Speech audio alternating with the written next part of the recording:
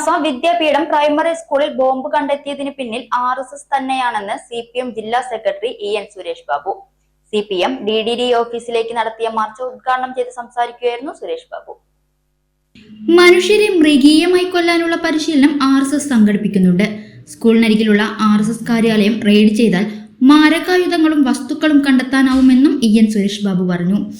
RSSന് ശക്തമായി സ്വാധീനമുള്ള പ്രദേശമാണ് വടക്കന്തറ. RSS പ്രവർത്തകർ കാലത്തും വൈകിട്ടും ശാഖ നടത്തുന്നത് ബോംബ് കണ്ടെത്തിയ വിദ്യാലയത്തിലാണ്. RSS നേതൃത്വം കൊടുക്കുന്ന ഭാരതീയ വിദ്യാനികേതനാണ് വ്യാസ വിദ്യാലയത്തിന് നേതൃത്വം കൊടുക്കുന്നത്. ഗുണ്ടാ സംഘങ്ങളെ വളർത്തി നഗരത്തെ കൈപ്പിടിയിൽ ഒതുക്കാനും രാഷ്ട്രീയ എതിരാളികളെ വകവരുത്താനുമുള്ള പരിശീലനം അവിടെ നടക്കുന്നുണ്ട്. കാരണം മൂത്താന്തറ എന്ന് പറയുന്ന പ്രദേശം ബഹുഭൂരിപക്ഷം വരുന്ന BJPയുടെയും RSSന്റെയും എല്ലാം അനുഭാവികളും പ്രവർത്തകരുമുള്ള സ്ഥലമാണ്. ആ സ്ഥലത്ത് ഇങ്ങനെയൊരു ബോംബ് കണ്ടെത്തുക എന്ന് പറഞ്ഞാൽ മറ്റൊരു രാഷ്ട്രീയ പ്രസ്ഥാനത്തിനും ഇത്തരം കാര്യങ്ങൾ ചെയ്യാൻ സാധിക്കാത്ത ഒരു കേന്ദ്രം കൂടിയാണ്. മറ്റൊന്ന് ആ സ്കൂളിലാണ് RSSന്റെ രാവിലത്തെ ശാഖയും വൈകിട്ടുള്ള ശാഖയും നടക്കുന്നത്. നഗരത്തിലെ ഗുണ്ടയായ അലക്സിനെ കൊന്ന കേസിലെ പ്രതിയാണ് BJP ഈസ്റ്റ് ജില്ലാ പ്രസിഡന്റ് എന്നും സുരേഷ് ബാബു പറഞ്ഞു. ബോംബ് കണ്ടെത്തിയ സംഭവത്തിൽ സ്കൂൾ മാനേജറെ പ്രതി ചേർത്ത് അന്വേഷണം നടത്തണമെന്നാവശ്യപ്പെട്ട് CPM DDE ഓഫീസിലേക്ക് നടത്തിയ മാർച്ച് ഉദ്ഘാടനം ചെയ്ത് സംസാരിക്കുകയായിരുന്നു സുരേഷ് ബാബു. CPM ജില്ലാ കമ്മിറ്റി അംഗം TK നൌഷാദ് അധ്യക്ഷത വഹിച്ചു.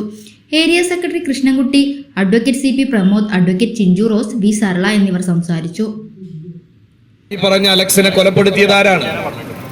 ആ അലക്സിന്റെ കൊലപാതകത്തിലെ കേസിലെ പ്രതി നിങ്ങൾ അന്വേഷിച്ചോ? എന്റെ മുമ്പിൽ മാധ്യമങ്ങളുണ്ടല്ലോ, ആ മാധ്യമങ്ങളൊന്ന് അന്വേഷിക്കുക. ആ കേസിലെ പ്രധാനപ്പെട്ട പ്രതി BJPയുടെ ജില്ലാ അധ്യക്ഷനാണ്.